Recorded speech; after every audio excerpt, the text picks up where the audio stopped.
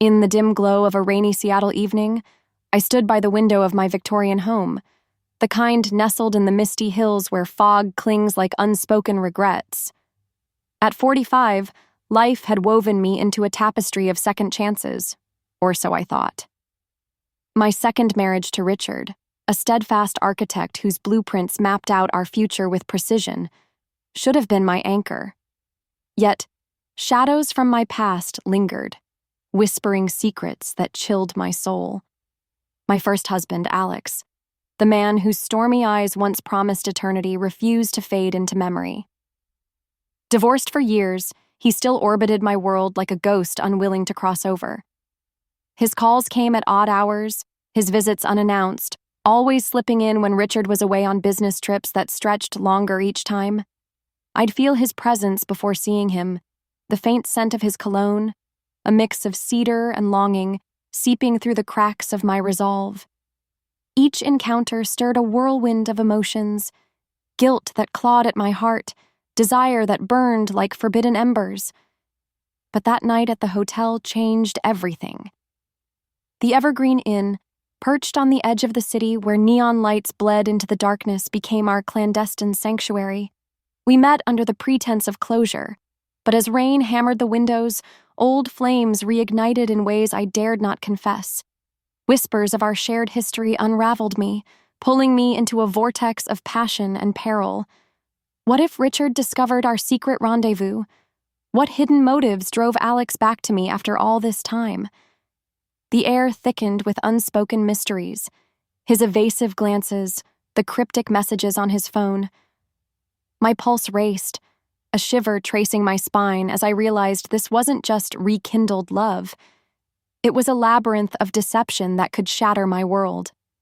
And now, as I recount this tale, my hands tremble with the weight of what unfolded next. What dark truths lay buried in our renewed bond? Will the suspense grip you as it did me, urging you to uncover the enigma that bound us eternally? Dive deeper, dear reader, for the revelations await, promising twists that will leave your heart pounding in anticipation. I never imagined that at 45 I'd be standing in the kitchen of my cozy craftsman bungalow in Portland, Oregon, staring at the back door as if it held the key to a forbidden realm. Rain pattered against the windows like impatient fingers, mirroring the turmoil in my chest. My name is Elena, and this is the story of how my past collided with my present, weaving a web of romance and mystery that still haunts my dreams. Richard, my second husband, was away again. Another conference in Chicago, he said, his voice steady over the phone as always. But lately, his absences felt like deliberate voids, spaces where doubts crept in. We'd been married for 5 years, a union built on stability after the chaos of my first marriage. Richard was the epitome of American reliability, tall with salt and pepper hair, always in crisp button-downs, planning our weekends around hikes in the Columbia Gorge or quiet dinners at farm-to-table spots. Yet, something was missing, a spark, a whisper of the wild passion I'd once known. That passion belonged to Alex, my first husband. We'd met in college in Boston, 2 young dreamers chasing the American ideal. He was a musician then, his guitar strumming melodies that made my heart flutter like autumn leaves in the wind. Our marriage lasted a decade, filled with highs of stolen kisses under city lights and lows of arguments that echoed through our tiny apartment. We divorced amicably, or so the papers said, but Alex never truly let go. He'd call on holidays, send flowers on my birthday, always with that charming Midwestern drawl that pulled at my memories. "Just checking in, Ellie," he'd say, using the nickname only he knew. But recently, his persistence intensified. He'd show up uninvited, parking his old Chevy down the block to avoid suspicion, slipping into my home like a shadow when Richard was gone. One evening last month, as twilight painted the sky in hues of lavender and gold, the doorbell chimed softly. I knew it was him before opening the door. That intuitive shiver, like electricity humming through my veins. Alex stood there, raindrops glistening on his leather jacket, his blue eyes locking onto mine with an intensity that made my breath catch. "Ellie," I had to see you, he murmured, stepping inside without invitation. We sat in the living room, the fireplace crackling like our unresolved tension. He spoke of his life, a failed band tour, a string of empty relationships, but his words were laced with nostalgia. Remember that summer in the Rockies? The way the stars seemed to dance just for us? I did remember, vividly. His hand brushed mine as he reached for his coffee, sending a jolt that awakened dormant feelings. We talked for hours, laughter mingling with tears until the night deepened. When he left, he lingered at the door, his lips grazing my cheek in a kiss that felt like a promise. "This isn't over, Ellie," he whispered, vanishing into the mist. Days blurred into a haze of secrecy. Alex's visits became routine, each one more charged than the last. He'd bring takeout from our favorite Thai place, the spicy aromas filling the house as we reminisced about road trips across Route 66, our fingers intertwining under the table. Romance bloomed in subtle ways, a shared glance that spoke volumes, a gentle touch on my arm that ignited sparks. But mystery shrouded him too. Why now, after years of distance? His phone would buzz incessantly, and he'd step outside to answer in hushed tones, returning with a forced smile. "Work stuff," he'd say, but his eyes betrayed deeper secrets. Was he in trouble? Financial woes from his music career? Or something more sinister, like old debts catching up? The turning point came on a stormy Friday. Richard had extended his trip, citing delays, his texts growing curt. Alex called, his voice urgent. "Meet me tonight, Ellie. The Evergreen Inn, room 212. We need to talk, really talk." My heart raced with a mix of fear and exhilaration. What was he hiding? I drove through the downpour, the wipers slashing like accusations against my windshield. The hotel was a relic from the 70s, neon sign flickering in the rain, tucked away in a quiet suburb. I knocked and Alex opened the door, pulling me into an embrace that melted my reservations. The room was dimly lit, candles flickering on the nightstand, casting shadows that danced like our tangled emotions. We sat on the bed, wine glasses in hand, and he poured out his soul. "I've never stopped loving you, Ellie. These years apart, they've been torture." His words wrapped around me like a warm blanket, stirring the embers of our past. We shared stories of what-ifs, our laughter turning to whispers as the night unfolded. Remembering our honeymoon in Napa Valley, the way we'd lose ourselves in each other's gaze under the vines, we fell into that familiar rhythm.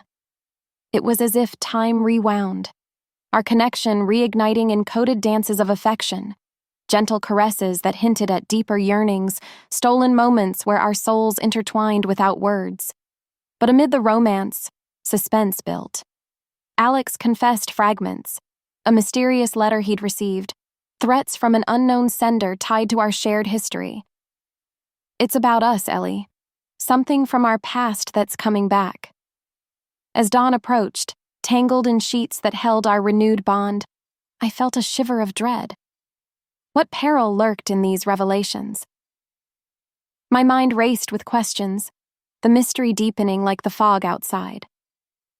Little did I know, this night was just the beginning of a spiral that would test our love and unearth secrets long buried. The rain had softened to a drizzle by the time I left the Evergreen Inn, my heart a kaleidoscope of emotions. Elation from Alex's touch, dread from his cryptic warnings. Driving back to my Portland home, the city lights blurred like my thoughts. I'm Elena, 45, caught in a whirlwind of romance and secrets, narrating a story that feels like a dream teetering on a nightmare. The night at the hotel had rekindled something I thought was lost forever. But Alex's mention of a mysterious letter tied to our past gnawed at me. What could threaten us after all these years? My second husband, Richard, was still in Chicago, his texts now sporadic, each one laced with a coldness that mirrored the growing distance between us. I wondered if he sensed the shift in me, the way my heart traitorously leaned toward another. Back home, I poured a glass of Merlot, the deep red reflecting my tangled emotions. Alex's visits had become my secret addiction, each one a stolen moment of passion wrapped in coded gestures, his hand lingering on my waist, our laughter blending into whispers that spoke of old promises. But the mystery deepened. 2 days after the hotel, Alex appeared at my doorstep, his face pale, eyes darting like a man hunted. "Ellie, we need to talk," he said, stepping inside, his leather jacket damp from the mist. He clutched a crumpled envelope, its edges worn as if he'd held it too long. "This came to my apartment last week. No return address, no signature." He handed it to me, and my fingers trembled as I pulled out a single sheet of paper. The words were typed, stark. "You and Elena can't outrun the past. Pay what you owe, or the truth will bury you both." My breath caught. "What does this mean, Alex?" I asked, my voice barely above a whisper. He paced, running a hand through his dark hair, now flecked with gray. "I don't know, Ellie, but it's connected to us, our marriage, our time in Boston." His evasiveness frustrated me, yet his vulnerability pulled me closer. I reached for him, our fingers intertwining, a silent vow amidst the chaos. The warmth of his touch reignited memories of late-night dances in our old apartment, our bodies swaying to jazz under a single bulb. We sat on the couch, the fireplace casting flickering shadows. Alex's story unraveled in fragments. He'd been struggling financially, his music career a patchwork of failed gigs and unpaid debts. But this letter hinted at something darker, perhaps tied to a shady promoter he'd crossed during our marriage. "I never told you, Ellie," he admitted, his eyes avoiding mine. "There was a deal gone wrong, a loan I couldn't repay. I thought it was behind me." My heart sank. Had our reckless youth sown seeds now sprouting as threats? Yet, as he spoke, his hand cupped my cheek, his gaze softening. "I came back because I can't live without you, but now I fear I've dragged you into my mess." The romance between us flared even as danger loomed. We spent the evening lost in each other, our connection a delicate dance of affection, his lips brushing my forehead, my hand resting on his chest, feeling the heartbeat that once synced with mine. Each touch was a coded promise, a rekindling of the love we'd buried. But the letter's words haunted me. Who knew about our reunion? Was someone watching us? I glanced at the windows, half expecting eyes in the darkness. The next morning, Alex left early, promising to dig into the letter's origins. Alone, I rummaged through old boxes in the attic, searching for clues from our past. I found photos of us in Boston, smiling at Fenway, kissing under fairy lights, and a journal from our final year together. Its pages mentioned a man named Victor, a shadowy figure Alex had worked with on a music deal. My pulse quickened. Could he be the key? I texted Alex, but his reply was curt. "Stay out of it, Ellie. I'll handle it." His secrecy stung, yet it fueled my determination. I drove to the library, scouring public records for any trace of Victor. Hours later, I found an old article about a Boston promoter arrested for fraud released years ago. Was he seeking revenge? That night, Alex called, his voice tight. "Ellie, I'm close to figuring this out, but you need to be careful. Don't trust anyone, not even Richard." His words sent a chill through me. Richard? My dependable husband, whose distance now seemed suspicious? As I hung up, a car idled across the street, its headlights cutting through the fog. My heart pounded. Was it Victor? Or worse, had Richard returned early, sensing my betrayal? The mystery tightened its grip, and I knew the next move could unravel everything. Our love, our secrets, our lives.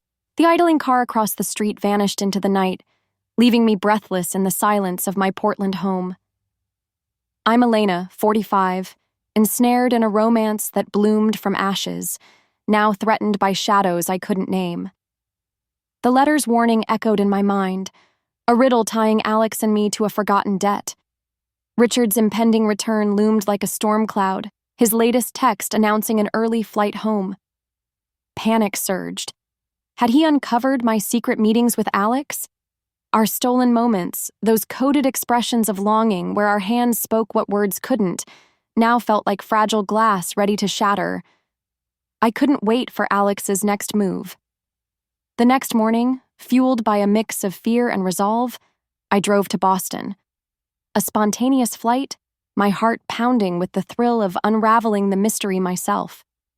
The city welcomed me with familiar chaos, honking taxis on Newbury Street, the scent of fresh bagels from corner delis.